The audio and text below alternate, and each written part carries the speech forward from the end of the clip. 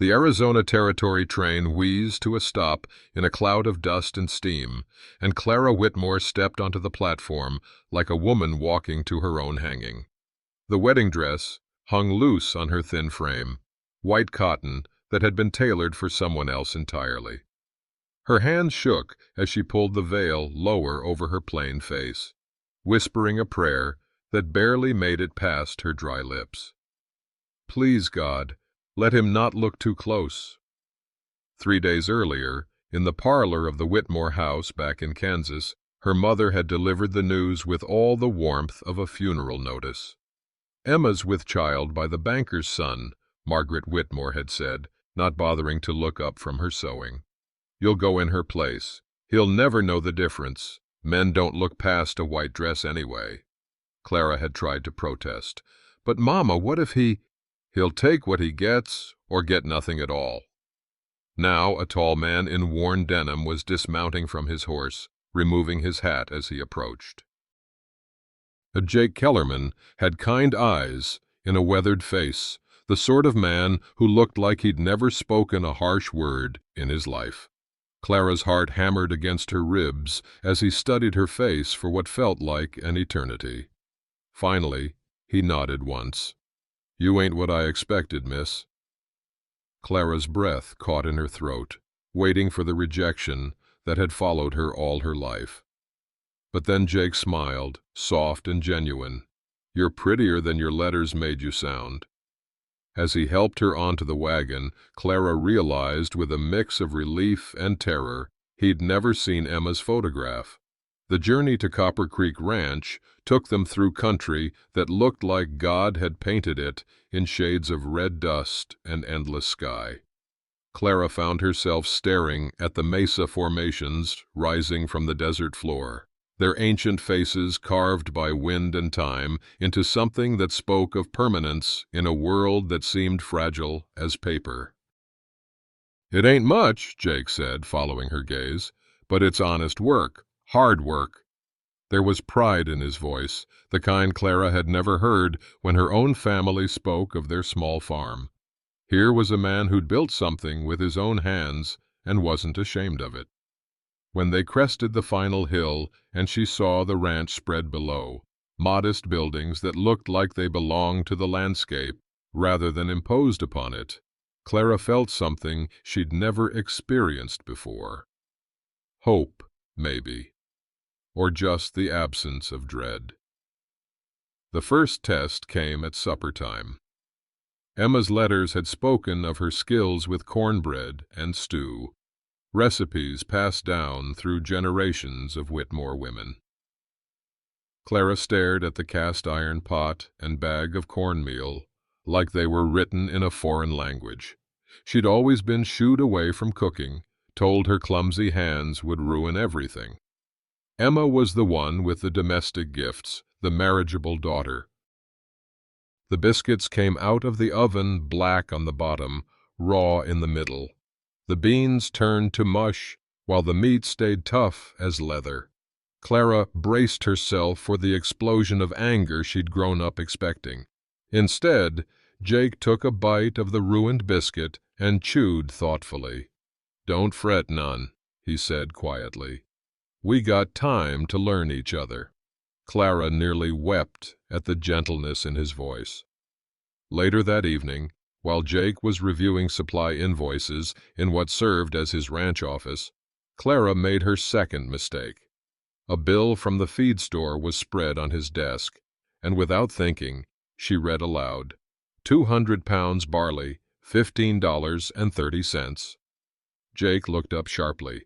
"You read real well for a—" He stopped himself, but Clara's face was already burning with shame.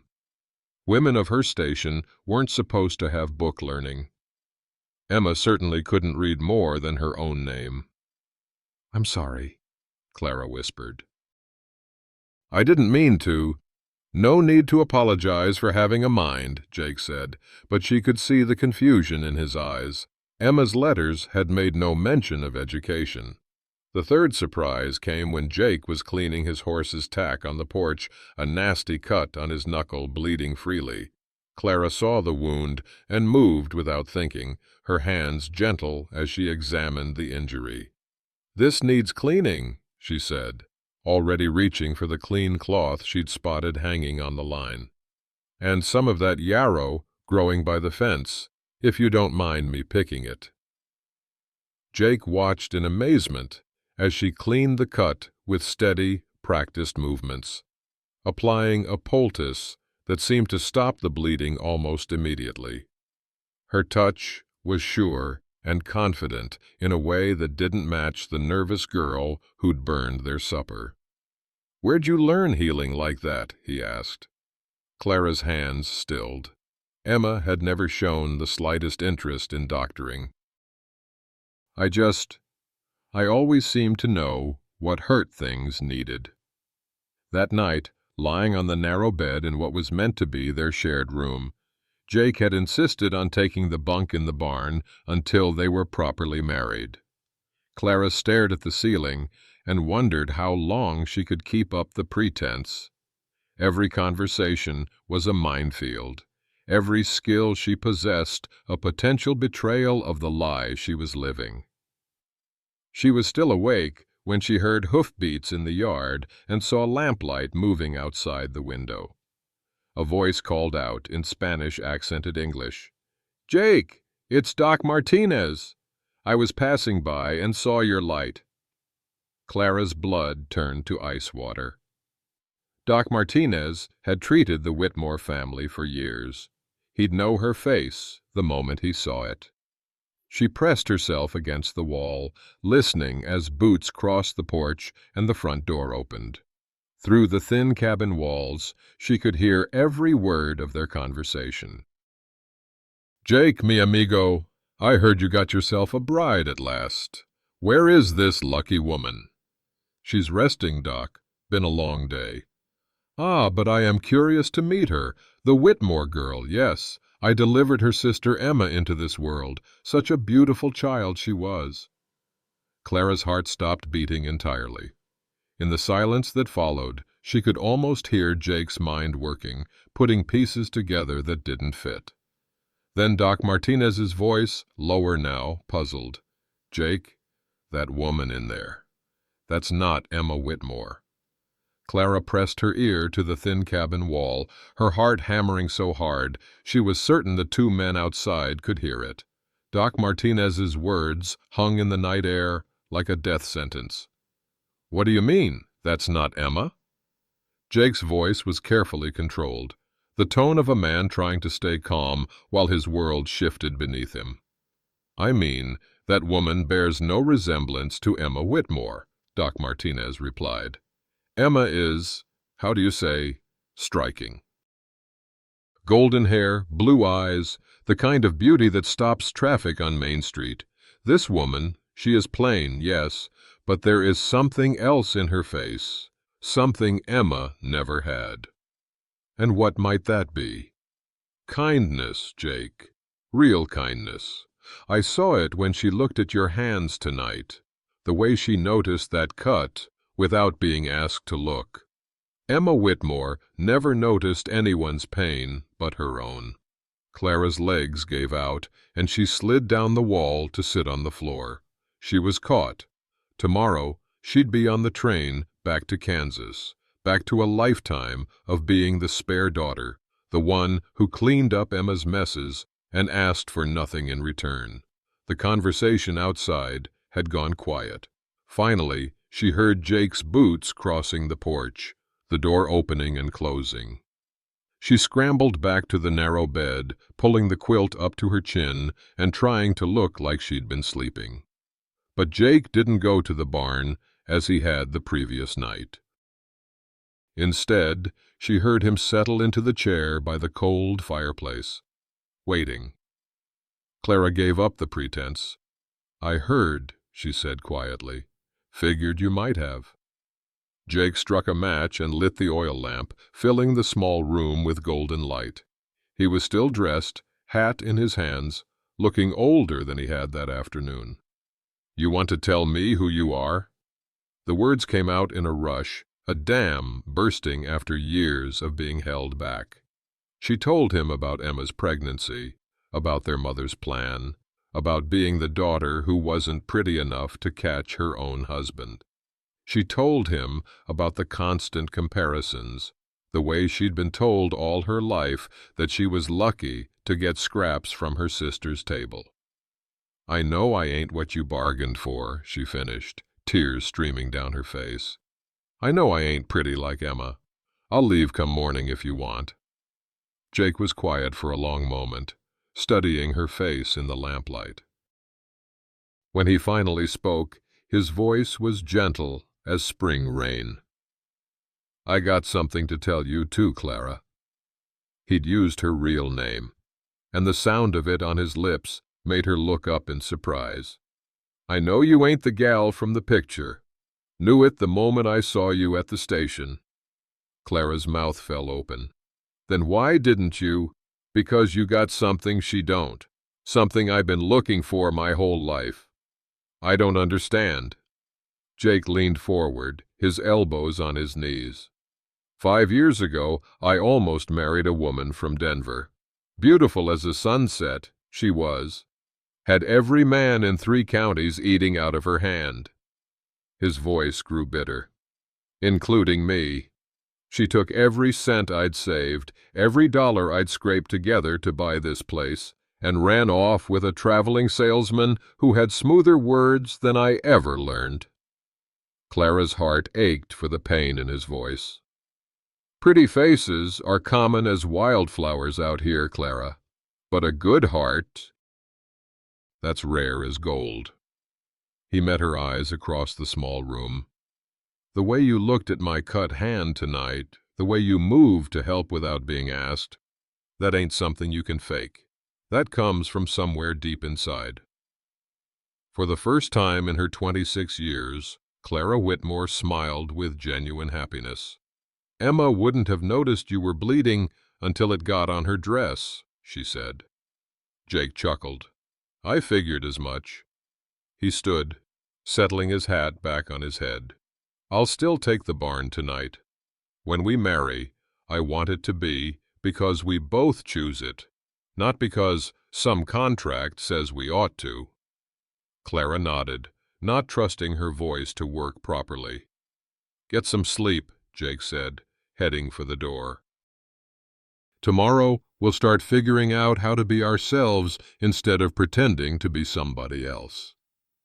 She was drifting off to sleep, warmed by something she'd never felt before, being chosen, not as a substitute or a consolation prize, but as herself, when the sound of hoofbeats in the distance brought her bolt upright. Jake appeared at the window, rifle in hand, his face grim in the moonlight. "You expecting anyone?" he asked. Clara's blood ran cold as she recognized the sound of multiple riders approaching fast. She knew that rhythm, had heard it countless times growing up. "Oh no," she whispered. "They've come for me." The riders materialized out of the pre-dawn darkness like avenging angels, dust swirling around their horses as they thundered into the ranch yard. Clara recognized the imperious way her mother sat her side saddle, even in the dim light. Margaret Whitmore had never learned to bend to anyone or anything, not even a hard ride through desert country. Emma was there too, her golden hair catching the first rays of sunlight like spun silk. Even travel-worn and dusty, she looked like something from a magazine illustration.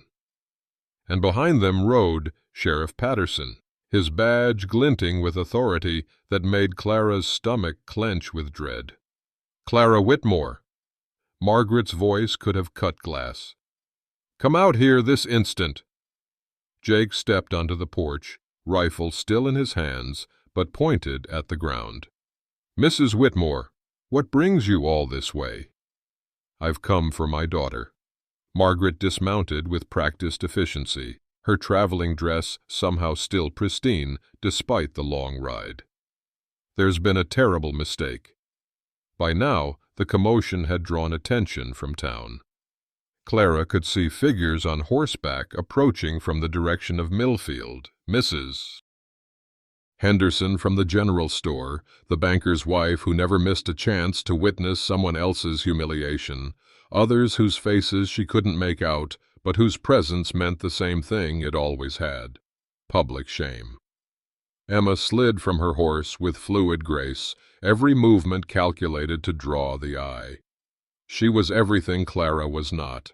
Tall where Clara was small, golden where Clara was brown, confident where Clara was anxious.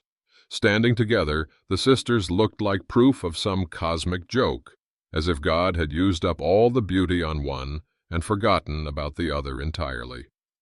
"Really, Clara," Emma said, her voice carrying that familiar note of amused cruelty, "did you really think you could play dress-up and no one would notice?" The crowd from town had arrived now, forming a loose circle around the ranch yard like spectators at a hanging. Clara could hear the whispers starting, the kind of gossip that would follow her for the rest of her life. She wanted to disappear, to sink through the porch boards and never be seen again. "This marriage is a fraud," Margaret announced to the assembled crowd. The contract was for Emma Whitmore. This foolish girl took it upon herself to impersonate her sister. Sheriff Patterson shifted uncomfortably in his saddle.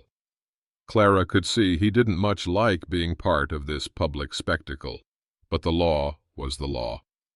"Mr. Kellerman, I'm afraid there's truth to what Mrs. Whitmore says. If the contract was for a specific person, and that person didn't fulfill it—" "She's my wife now," Jake said quietly, but his voice carried in the still morning air. "Legal and proper. I got the papers to prove it." "Papers signed under false pretenses," Margaret shot back. "Sheriff, surely you can see that justice demands—" "Justice?" Jake stepped forward, and Clara could see something dangerous building in his usually calm demeanor. "You want to talk about justice? Where's the justice in a mother who'd throw away one daughter to save another's reputation?" Emma's face went white at Jake's words, and Clara saw her sister's hand move instinctively to her stomach. The gesture was small, probably invisible to everyone else, but Clara had spent her whole life watching Emma, cleaning up Emma's messes, reading Emma's moods. She knew her sister was showing. Inside the cabin, Clara moved like a woman in a dream, pulling her few possessions from the wardrobe and folding them into her carpet-bag. She wouldn't shame Jake further by making him fight this battle. She'd caused him enough trouble already. She was nearly finished packing when Jake appeared in the doorway. "What are you doing?" "What I should have done from the start." Clara couldn't meet his eyes. "I won't let your good name suffer for my lies. Clara." Jake's voice was firm. "Look at me." She raised her head reluctantly, expecting to see disappointment or relief. Instead, she saw determination. "I don't give a damn what that crowd thinks. I don't give a damn what your mother thinks. And I sure don't give a damn what some piece of paper says." He took the carpetbag from her hands and set it aside. "You're not going anywhere. Jake, you don't understand. They'll make your life miserable. They'll what? Talk. Let them talk. I've been talked about before." He took her hands in his, and Clara marveled again at how gentle they were, despite their strength. "I told you last night, I'm done pretending to be somebody I'm not. I'm also done letting you pretend you're worth less than you are." Through the window, Clara could see the crowd getting restless. Mrs. Henderson was holding court with the other town ladies, no doubt spinning this morning's events into enough gossip to last through winter. Emma stood apart from the others, one hand still pressed to her stomach, and Clara caught the moment when her sister's eyes met her mother's. Emma whispered something urgent in Margaret's ear, something that made their mother's face go pale as fresh snow. "Emma," Margaret hissed, her voice carrying farther than she intended. "You can't mean—" Clara's blood turned to ice as understanding crashed over her. She'd been so focused on her own deception that she'd missed the bigger picture. Emma hadn't come to reclaim Jake Kellerman. She'd come because she needed Clara to clean up another mess. The crowd had dispersed for now, but Clara knew they'd be back. News like this traveled faster than wildfire in small towns, and by noon, every soul in Millfield would know about the mail-order bride who'd tried to pass herself off as her beautiful sister. The shame of it would follow her forever. Emma found her behind the ranch house, where Clara had gone to escape the staring eyes and whispered comments. Her sister approached with the careful grace she'd perfected over the years, like a cat stalking a mouse. "We need to talk," Emma said without preamble. "I don't think we do." Clara kept her back turned, focusing on the herb garden Jake had planted near the kitchen window. Yarrow and comfrey, sage and chamomile, plants that could heal if you knew how to use them. "Clara, please, I'm in trouble." There it was. The same words Emma had spoken a dozen times over the years, always followed by Clara quietly fixing whatever disaster her sister had created. Clara turned slowly, taking in Emma's pale face and the way she held herself, protective and frightened. "The banker's son," Clara said. It wasn't a question. Emma nodded miserably. "Thomas promised to marry me, but when I told him about the baby, he said he needed time to think." "That was 3 months ago, and now you're starting to show. Mama thinks if I can get you to come home, we can work something out. Maybe you could claim the child as yours and Jake's, save everyone's reputation." Emma's voice grew pleading. "You always fix things, Clara. You always know what to do." Clara stared at her sister, this beautiful, selfish creature who had never once asked what Clara needed or wanted. "No." Emma blinked, as if she hadn't heard correctly. "What?" "I said no. I won't clean up after you anymore, Emma. I won't pretend your mistakes are mine, and I won't sacrifice my life to save your reputation." For the first time Clara could remember, Emma looked genuinely shocked. She'd built her entire life around other people, usually Clara, solving her problems. "But if you don't help me, everyone will know what I've done. I'll be ruined." "Then maybe you should have thought of that before you spread your legs for a man who wasn't your husband." Emma's face flushed with anger. "How dare you speak to me like that? At least I was wanted by someone. At least I'm not so desperate I had to steal another woman's bridegroom." The words hit like physical blows, but Clara stood her ground. "You're right. I'm not beautiful like you, Emma. I never will be. But I'm done being ashamed of it." A commotion from the direction of the corral interrupted their confrontation. Clara heard Tommy, Jake's young ranch hand, cry out in pain and fear. She ran toward the sound, Emma forgotten behind her. Tommy was on the ground beside the breaking pen, his leg twisted at an unnatural angle. The bone showed white through torn skin, and his face was gray with shock. Jake knelt beside the boy, his face grim. "Horse spooked and kicked him," Jake explained tersely. "Doc Martinez rode out this morning. Won't be back till evening." Clara dropped to her knees beside the injured boy, her trained eye taking in the extent of the damage. Compound fracture of the lower leg, bleeding but not arterial, shock setting in but not life-threatening yet. "Tommy," she said softly, her voice calm and steady. "I'm going to help you, but I need you to stay still, all right?" The boy nodded, tears streaming down his dust-streaked face. Clara looked up at Jake. "I need clean cloth, boiled water, and that bottle of whiskey from your kitchen. Also, find me 2 straight pieces of wood about this long." She held up her hands to show the length. "And someone needs to hold him still while I set this bone." Jake didn't question her authority. He'd seen her work the night before, had watched those gentle hands heal his cut with a skill that spoke of natural gift and long practice.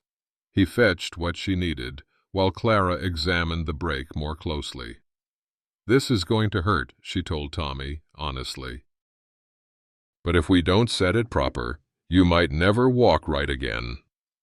The next hour tested every skill Clara had learned through years of quietly doctoring injured animals and sick neighbors back home. She cleaned the wound with boiled water and whiskey, aligned the broken bone with steady hands despite Tommy's screams, and splinted the leg with a precision that would have impressed any trained physician. By the time she finished, Tommy had fainted from the pain, which was probably a blessing. Clara sat back on her heels, covered in blood and exhausted, and looked up to find Jake staring at her with something like awe. "Where did you learn to do that?" "I don't know," Clara said truthfully. "I just always could. Mama said it was unseemly for a lady to know such things, so I learned to keep quiet about it." "Well, thank God you did learn." Jake helped her to her feet, his hands gentle on her arms. "That boy owes you his leg. Maybe his life." Emma, who had watched the entire procedure in pale-faced silence, finally spoke. "I never knew you could do that." "There's a lot you never knew about me," Clara replied. That night, while Tommy slept fitfully in the bunkhouse with Clara checking on him every hour, she noticed the fever starting.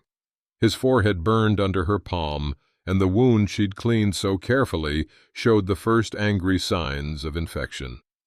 She was preparing another poultice when she heard hoofbeats approaching in the darkness.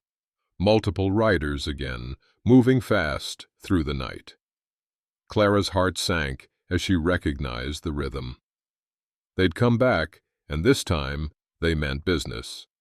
Mrs. Henderson arrived with the dawn, leading a delegation of Millfield's most respectable citizens, like some avenging general marshalling her troops.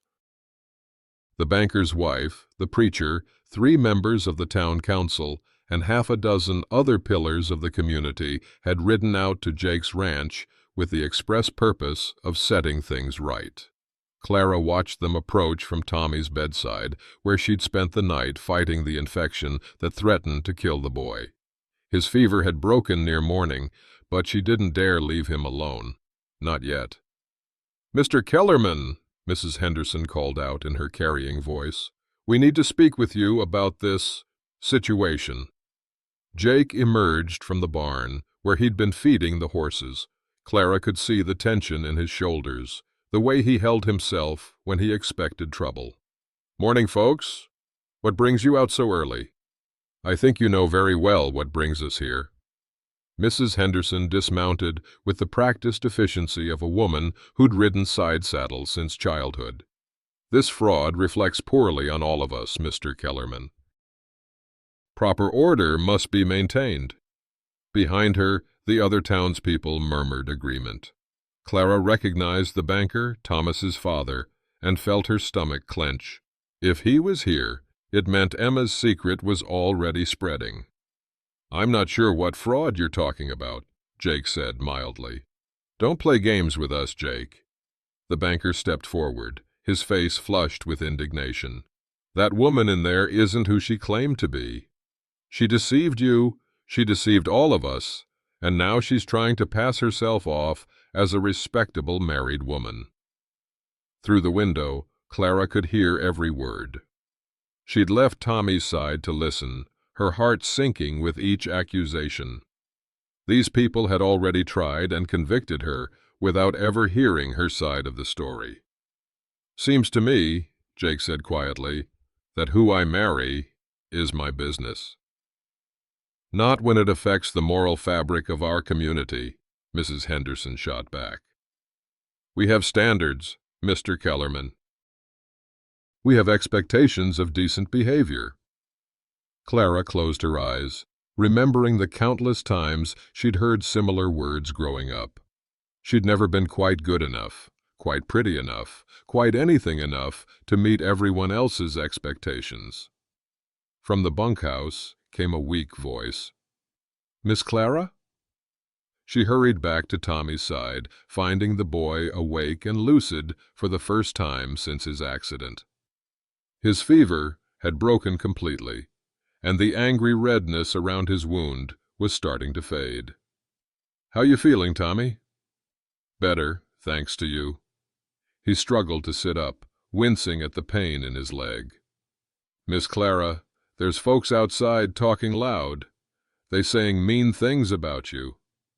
Don't you worry about that. You just focus on getting well." "But they don't know you like I do. They don't know how you saved my leg, how you sat up all night making sure I didn't die." Tommy's young face was fierce with loyalty. "You're the best person I know, Miss Clara." Anyone who can't see that is blind as a bat. Tears stung Clara's eyes. This boy, barely 16 and fighting his own pain, was defending her when grown adults couldn't see past their own prejudice. The voices outside were getting louder, more insistent. Clara could hear her mother's voice now, Margaret having joined the delegation with fresh ammunition for their cause. "That girl has been nothing but trouble from the day she was born," Margaret was saying. "Willful, disobedient, never knowing her place. I've tried my best with her, but some people are just born contrary." Clara sank into the chair beside Tommy's bed, feeling the familiar weight of worthlessness settling over her like a heavy blanket. Maybe they were right. Maybe she was nothing but trouble. The door to the bunkhouse opened, and Jake stepped inside carrying 2 cups of coffee. He handed one to Clara and settled into a chair across from her as if they had all the time in the world. "You been here all night?" he asked. Clara nodded. "Fever broke about an hour ago. I think he's going to be fine." "Thanks to you." Jake's voice was warm with admiration. "Doc Martinez couldn't have done better." They sat in comfortable silence for a while, the angry voices outside seeming distant and unimportant. This felt right to Clara, in a way nothing ever had before. Sitting with a good man, sharing quiet moments, caring for someone who needed help.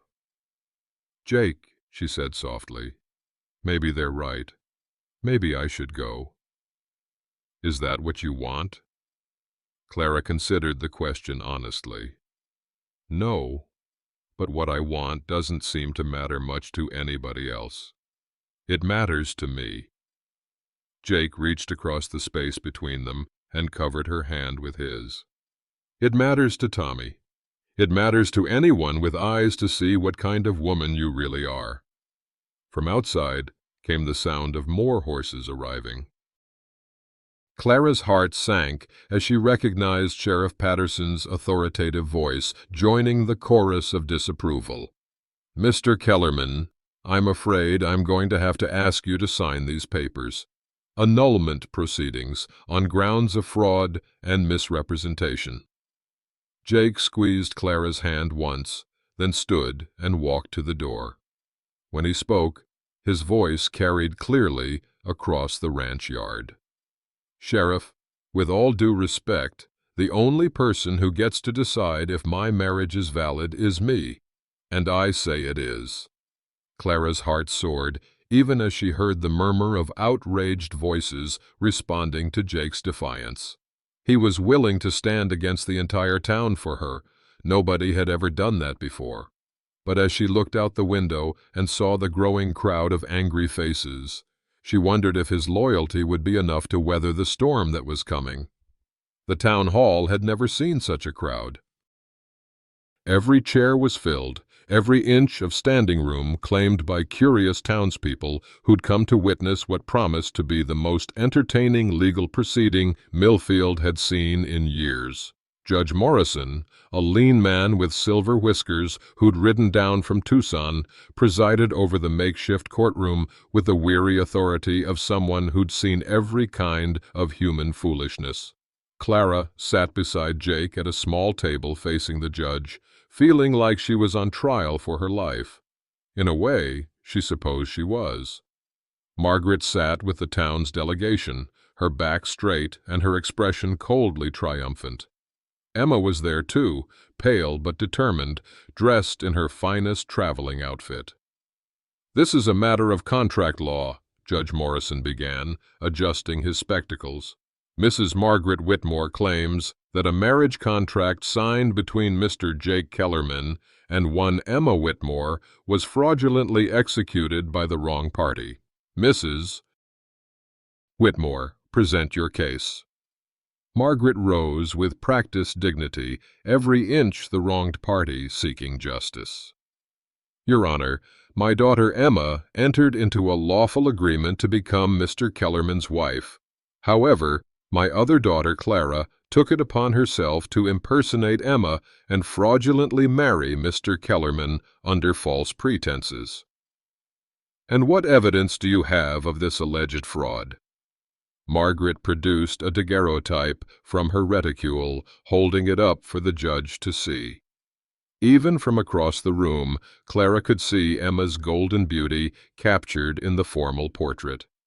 The contrast between the woman in the photograph and the plain, nervous woman sitting beside Jake was stark enough to make several people in the audience murmur.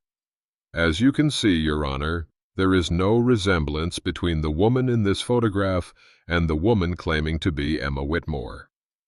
Judge Morrison studied the photograph, then looked at Clara with shrewd eyes. "Miss Whitmore, or Mrs.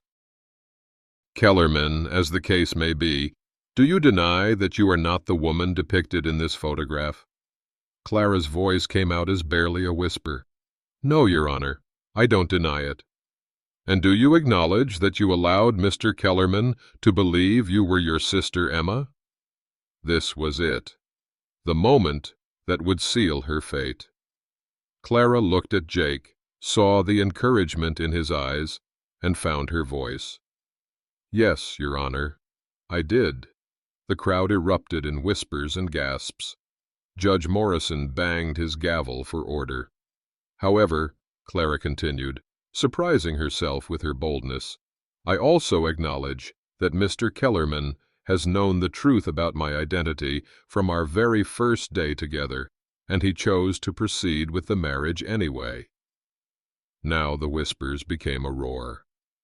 Margaret's face went white with shock, and Clara saw several people in the audience exchanging meaningful looks. This wasn't going according to anyone's script. "Mrs. Whitmore," Judge Morrison addressed Margaret, "did you have authority to make a marriage contract on behalf of your adult daughter?" Of course I did. Emma is my daughter. She lives in my house." "That's not what I asked. Did you have legal authority, power of attorney perhaps, or some other document granting you the right to make binding agreements on your daughter's behalf?" Margaret's silence was telling. Emma was 24 years old, well past the age of majority, and had never signed away her right to make her own decisions. "I see. And Miss Emma, are you prepared to testify that you wish to honor this contract and marry Mr. Kellerman?"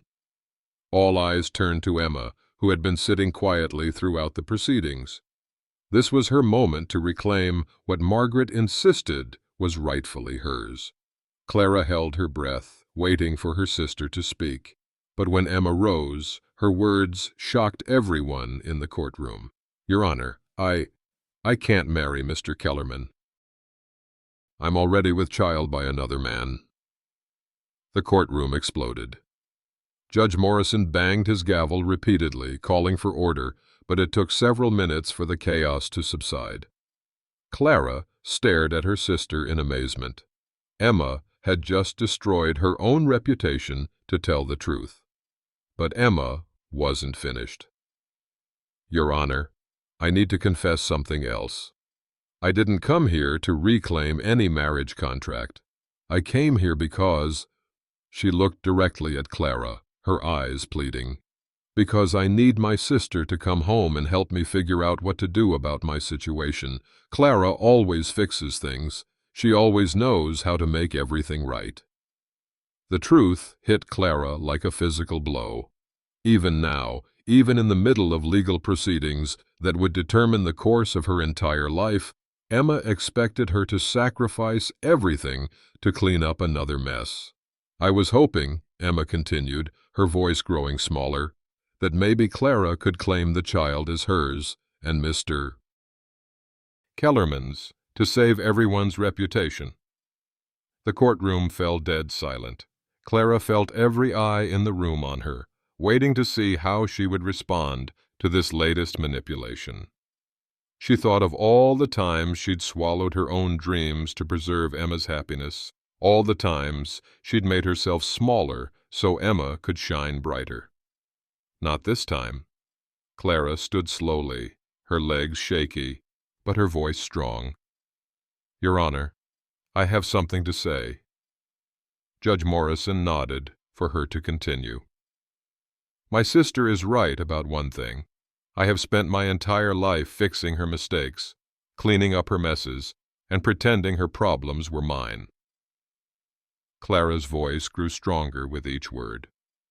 "But I won't do it anymore. I won't claim her child as mine, and I won't sacrifice my marriage to preserve her reputation." She turned to face the crowded courtroom, seeing the mixture of shock, disappointment, and grudging respect on the faces looking back at her. "You all want to see what makes a woman unfit, what makes her unmarriageable." Clara's hands moved to her face, wiping away the powder she'd used to cover her scars. "These marks are from fighting death itself when I was 8 years old. I won that fight. I'll win this one too." The smallpox scars were visible now, pale white lines across her cheek and forehead that told the story of a little girl who'd survived when many others hadn't. Clara had hidden them her entire adult life, ashamed of their testimony to her imperfection. But as she looked out at the courtroom, she saw something unexpected in many faces. Not disgust or pity, but respect. These were frontier people who understood survival, who knew that scars were often marks of strength rather than weakness.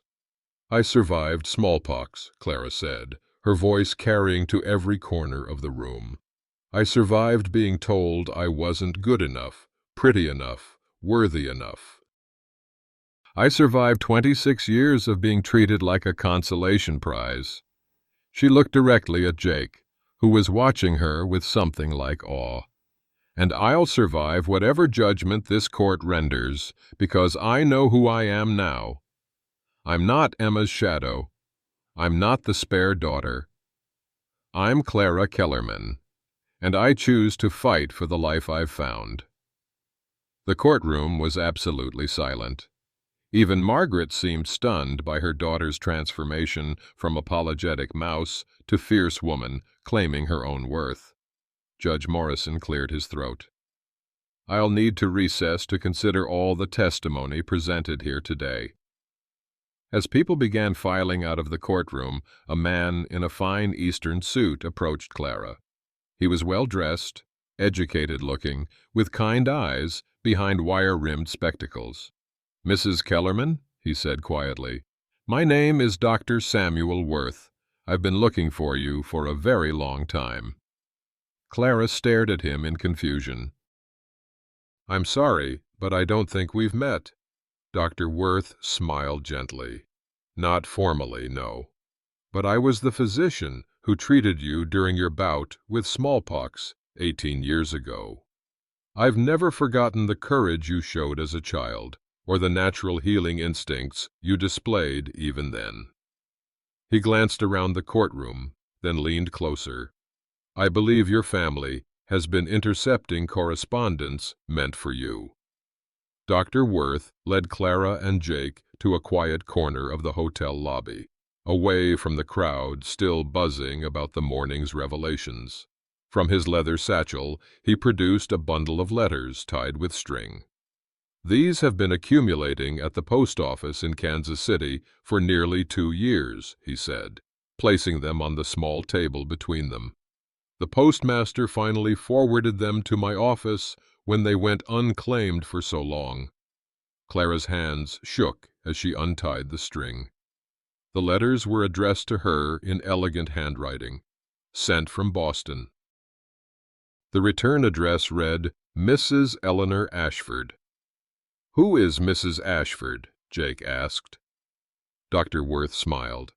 "A very wealthy widow who lost her only son to consumption 3 years ago. She's been seeking a companion, someone with healing knowledge and a gentle spirit, someone very much like Clara." Clara opened the first letter, dated nearly 2 years earlier, and read aloud. "Dear Miss Whitmore, Dr. Worth has spoken highly of your natural abilities with the healing arts. I am in need of a companion who can assist me in caring for my late son's children who have been left in my custody. The position would provide a comfortable home, a generous salary, and the opportunity to use your gifts in service of those who need them most." "I never saw this," Clara whispered. "Because your mother intercepted it," Dr. Worth said grimly. "Along with 6 others that followed. Mrs. Ashford was quite persistent in trying to reach you. She even sent an agent to your family's farm last spring."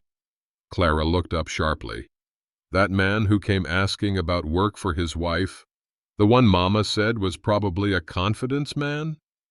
Mrs. Ashford's representative sent to offer you the position in person and provide travel funds to Boston." Jake's face was hard with anger. "Your mother has been stealing your letters, keeping you from opportunities that could have changed your life." "More than that," Dr. Worth continued. "She's been telling anyone who inquired about you that Clara was simple, not quite right in the head, unsuitable for any position of responsibility." The pieces fell into place with sickening clarity. Clara remembered the visitors who'd come to the farm over the years, asking questions about her, leaving disappointed after speaking with Margaret. She'd assumed they were just being polite, making conversation about the family. She'd never imagined they were offering her a way out. Emma appeared in the hotel lobby, her face streaked with tears. She approached their table hesitantly, like a child expecting punishment. "Clara, I need to tell you something." Emma's voice was barely audible. "I knew about the letters. I saw Mama burning some papers in the kitchen fireplace last winter, and I read part of one before it caught fire." Clara felt something cold settle in her stomach. "And you said nothing?" "I was scared. If you left, who would—" Emma's voice trailed off as she realized what she was admitting.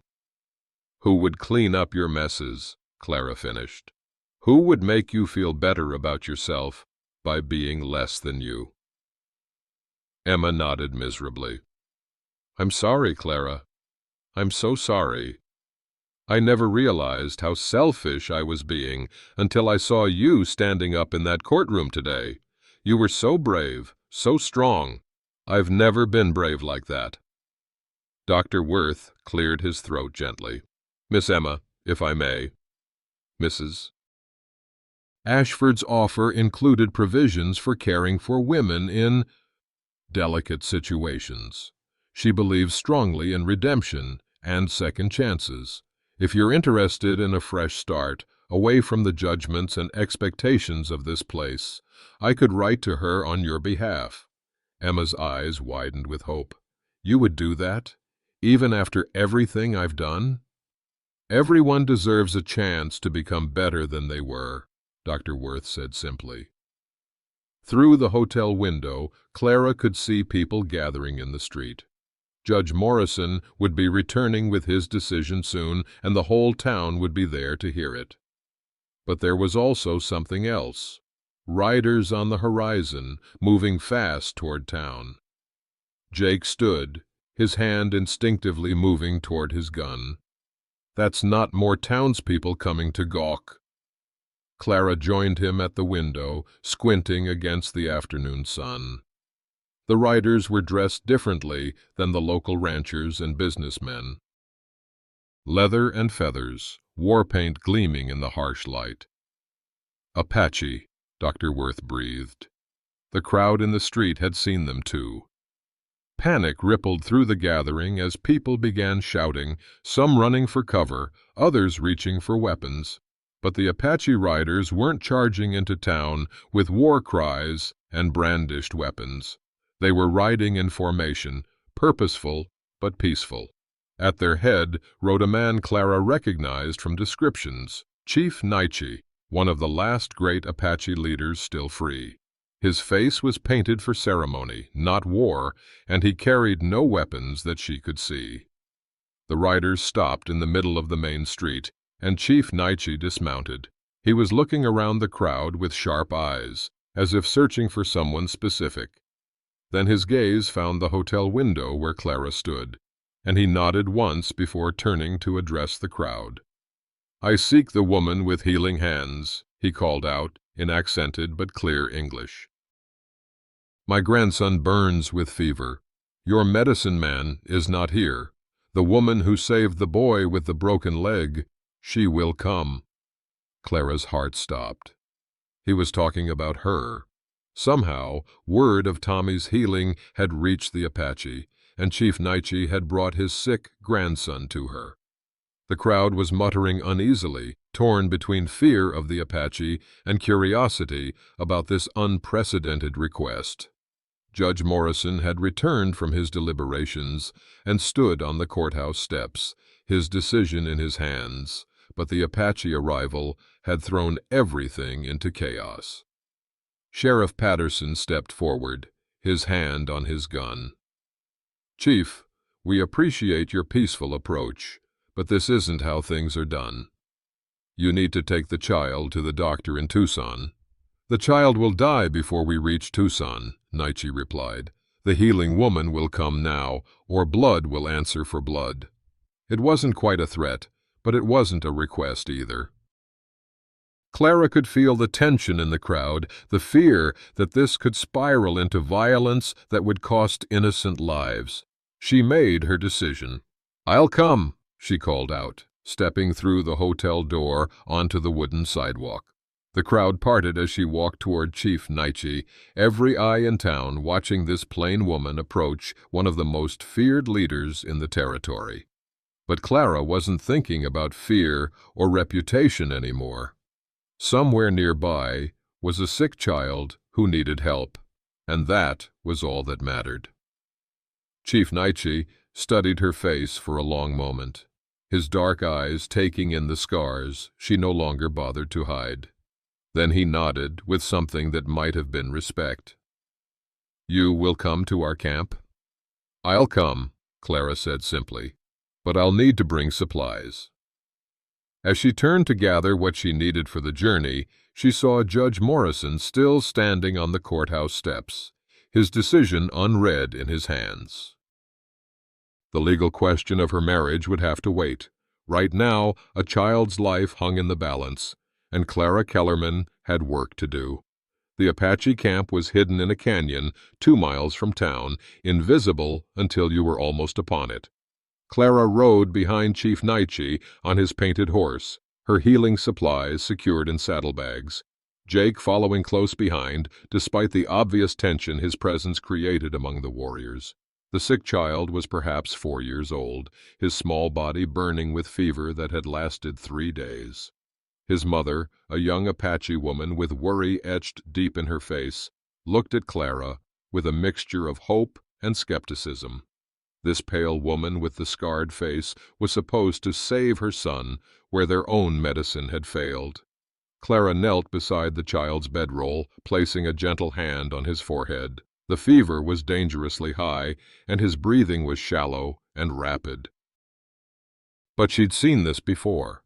In Tommy, in half a dozen other children back home whose families had quietly brought them to the Whitmore farm when their own remedies failed. "Lung fever," she diagnosed quietly, "but not too far advanced. He can be saved." Chief Naiche translated her words to the gathering of warriors and women, and Clara heard the collective intake of breath. Hope, cautious but real. She worked through the afternoon and into the evening, brewing willow bark tea to bring down the fever, preparing poultices for the child's chest, showing his mother how to position him so he could breathe more easily. The Apache watched every move she made, some with suspicion, others with growing respect. As the sun set, the child's fever finally broke. His breathing eased, and for the first time in days, he opened his eyes and asked for water. Chief Naiche knelt beside Clara, his weathered face grave. "My grandson lives because of your medicine. This creates a debt." "No debt," Clara said simply. "I helped because he needed help. That's reason enough." The chief studied her for a long moment. "You have strong medicine, healing woman. Sacred medicine. Among our people, such gifts are honored." He paused, glancing at the warriors gathered around them. "There are some here who said the Apache should not trust a white woman. They are wrong." Jake, who had remained silent throughout the healing, now spoke up. "Chief, there are people in town who question this woman's worth. They don't see what you see." Chief Naiche's expression hardened. "Then they are blind. The spirits speak through her hands. Only fools would reject such a gift." They rode back to town under a canopy of stars, Clara exhausted but filled with a deep satisfaction she'd never experienced before. She had saved a life today, not because she was trying to clean up someone else's mess or prove her worth to people who would never see her clearly, but simply because she had a gift, and someone needed it. The main street was still crowded when they arrived, oil lamps and torches turning night into flickering day. Word of Clara's mission had spread, and it seemed like the entire population of Millfield had gathered to see the outcome. Judge Morrison stood on the courthouse steps, still holding his unread decision. He looked relieved as Clara dismounted from the Apache horse. "Mrs. Kellerman, I trust your medical mission was successful?" "The child will live," Clara said simply. Chief Naiche addressed the crowd in his carrying voice. "This woman has strong medicine, sacred medicine. She saved my grandson when your own healers were not here to help. Any who speak against her speak against the spirits themselves." Clara saw the impact of his words on the faces in the crowd. These were frontier people who might fear the Apache, but they respected courage and practical skill. A woman who could heal a dying child, Apache or white, was not someone to be dismissed lightly. Mrs. Henderson stepped forward from the crowd, her earlier hostility replaced by something approaching shame. "Mrs. Kellerman, we may have been too hasty in our judgments this morning." Other voices joined hers, people admitting they'd spoken too quickly, acted without thinking. Clara felt the tide of public opinion shifting, but she realized it didn't matter as much as she'd thought it would. Their approval was nice, but it wasn't necessary for her happiness anymore. Judge Morrison cleared his throat. "If I may have everyone's attention, I have a decision to render in the matter of Kellerman versus Whitmore." The crowd fell silent. This was the moment Clara had been dreading and anticipating in equal measure. "After careful consideration of all testimony presented," Judge Morrison began, "I find that the marriage contract in question was never legally binding in the first place." Clara's heart sank. Emma and Margaret moved closer, expectant triumph on their faces. The contract purported to be signed on behalf of Emma Whitmore by her mother, Margaret Whitmore. However, as Emma Whitmore is of legal age and sound mind, her mother had no authority to make such agreements on her behalf. The contract is therefore void. Margaret's face went white. "But, Your Honor, surely—" Judge Morrison held up a hand for silence. Furthermore, I find that the marriage between Jake Kellerman and Clara Whitmore, now Clara Kellerman, is entirely valid, having been entered into by two consenting adults with full knowledge of their mutual identities and circumstances. Clara felt Jake's hand slip into hers as the crowd erupted in noise, some cheering, some arguing, most just trying to process this unexpected turn. The court recognizes Clara Kellerman as the lawful wife of Jake Kellerman, Judge Morrison continued. Case dismissed. As the crowd began to disperse, some people stopping to congratulate Clara and Jake, others leaving in disappointed silence, Dr. Worth approached with Emma at his side. "Clara," Emma said quietly, "I want you to know. I'm going to Boston with Dr. Worth. I'm going to learn to be better than I've been, maybe even learn some healing, like you." Clara looked at her sister, really looked at her, for perhaps the first time in their lives. She saw not the golden beauty who'd overshadowed her for 26 years, but a frightened young woman who'd never learned to stand on her own. "I hope you do, Emma. I hope you find what makes you happy." Emma nodded, tears in her eyes. I hope someday you can forgive me." "I already have," Clara said, and meant it. Margaret, defeated and bitter, climbed into the wagon that would take her back to Kansas without another word. Some people, Clara realized, would never change, but that wasn't her responsibility anymore. As the town settled back into quiet night, Jake and Clara walked slowly toward their wagon, hands clasped, the future stretching before them like an open road. "So," Jake said with a smile, "Mrs. Kellerman, how does it feel to be officially married to me?" Clara looked up at this good man who'd chosen her when she couldn't choose herself, who'd stood with her against the whole world, who'd seen past her scars to something worth fighting for. "Like coming home," she said simply. 3 months later, Clara woke to the sound of rain pattering against the cabin windows, the first real rain they'd seen since spring, soaking into the hard earth like a blessing. She lay in bed for a moment, listening to Jake's steady breathing beside her, marveling at how different her life had become. The morning sickness had started 2 weeks ago, subtle at first, but unmistakable to someone with her healing knowledge. She hadn't told Jake yet, wanting to be certain, but the signs were all there. New life growing inside her, wanted and welcomed in a way she'd never dreamed possible. Jake stirred as she slipped from bed, his arm reaching for her even in sleep. The gesture made her smile. After 3 months of marriage, he still seemed surprised to wake up and find her there, as if part of him couldn't believe his good fortune. "Morning," he mumbled, his voice rough with sleep. "You're up early." "Mrs. Patterson is coming by this morning. Her arthritis is acting up with this weather change." Jake sat up, fully awake now. Over the past months, Clara's reputation as a healer had spread throughout the territory. People came from as far as 50 miles away seeking her help, everything from broken bones to difficult births to ailments the doctors in Tucson couldn't diagnose. She'd never charged for her services, accepting payment in the form of supplies, livestock, or simple gratitude. "You know you don't have to see every person who comes to the door," Jake said gently. "It's all right to rest sometimes." Clara smiled, placing a hand over her still flat stomach.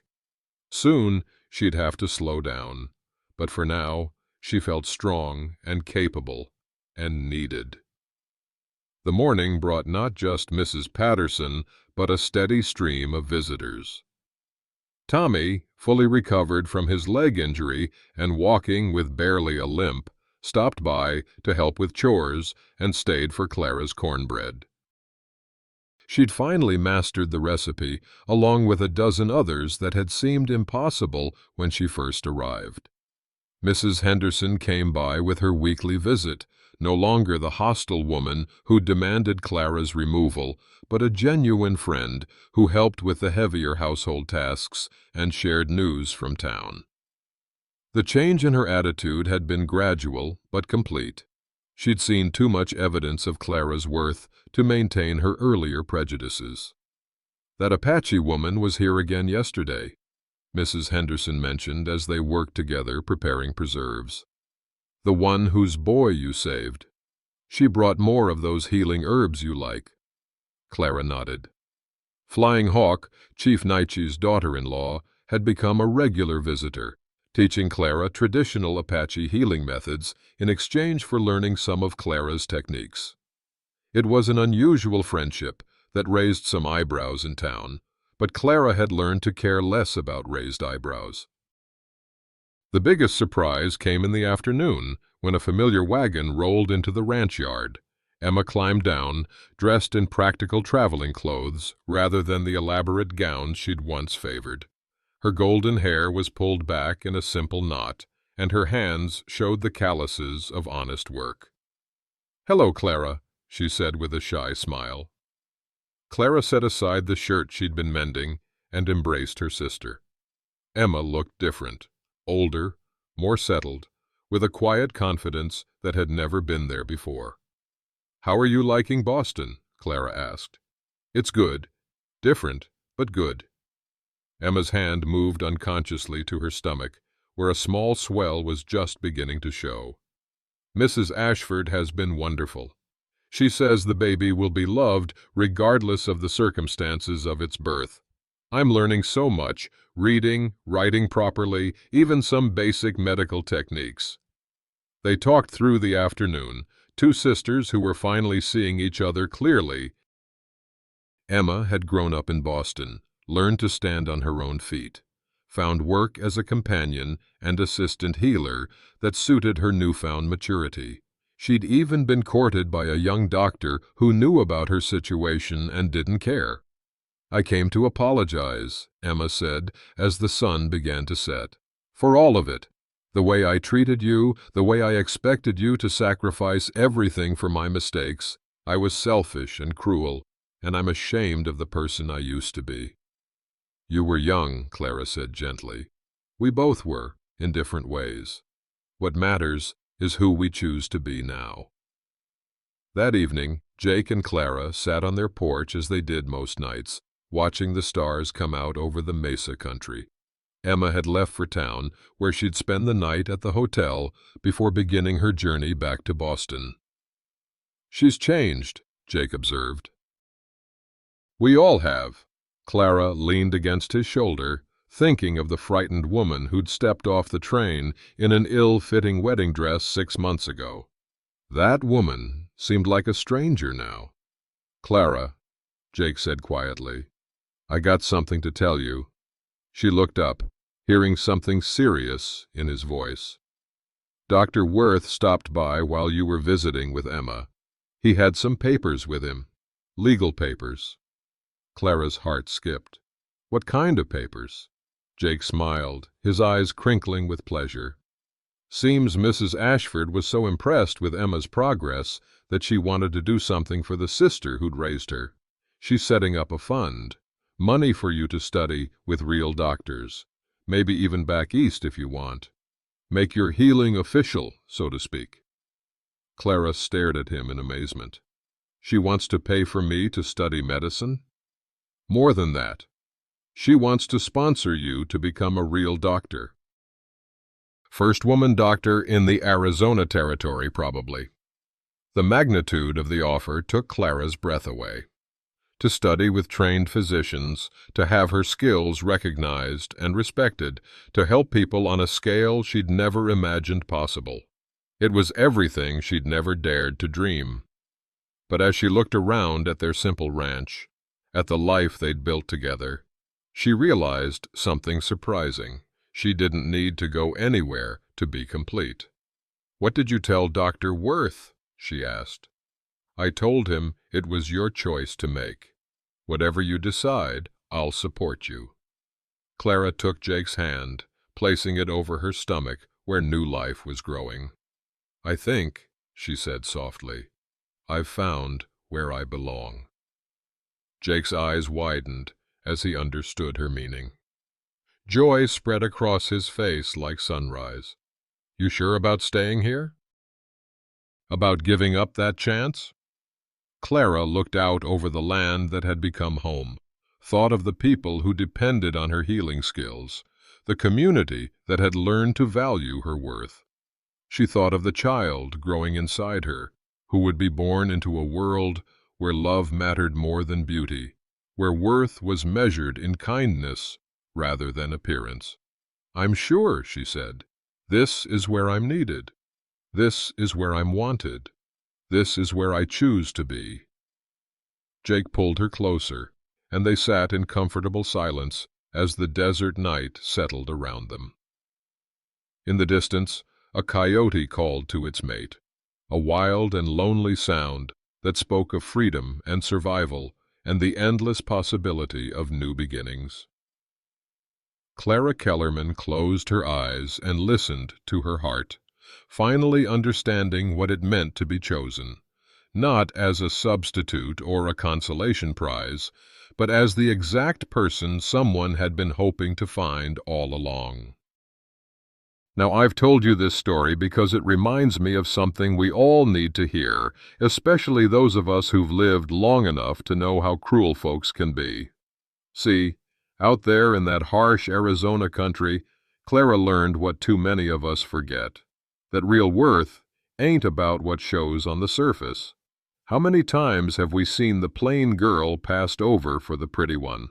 How many good men and women have been told they're lucky to get scraps when they deserved the whole feast? Clara's story reminds us that sometimes what looks like a mistake, being the wrong sister, having scars that show, not fitting the mold others made for you, sometimes that's exactly what leads you to where you're supposed to be. That Jake saw past Clara's fears to her healing hands, past her scars to her strong heart. That's the kind of seeing we all hunger for, to be known, truly known, and chosen anyway. Not settled for, not accepted as second best, but chosen first. The way Jake looked at Clara that first day and saw not what she lacked, but what she had to offer. That's love worth having. And maybe that's what struck me most about their love story. It wasn't built on pretty words or grand gestures. It was built on quiet moments, bringing coffee during a long night, trusting someone to heal when others had given up, standing firm when the whole world said you were wrong. That's the kind of love that lasts through drought years and hard winters, the kind that gets stronger instead of weaker when times get tough. Clara's story ended with justice, but it started with one person choosing to see worth where others saw only flaws. Maybe that's all any of us can do. Look a little deeper, choose a little kinder, defend a little braver. Stand up for the ones who've been told they're not enough, because Lord knows this world has plenty of folks ready to tear people down and precious few willing to build them up. In the end, Clara didn't need to become someone else to find happiness. She needed to become herself, scars and all, gifts and flaws together, exactly as God made her. And that's a lesson worth remembering, whether you're 16 or 60 or somewhere in between. You don't have to be perfect to be worthy of love. You don't have to be the prettiest or the smartest or the most accomplished. You just have to be willing to let someone see who you really are. If this story touched something in your heart, if it reminded you that real beauty lives in caring hands and steady hearts, then maybe share it with someone who needs to remember they're worth choosing too.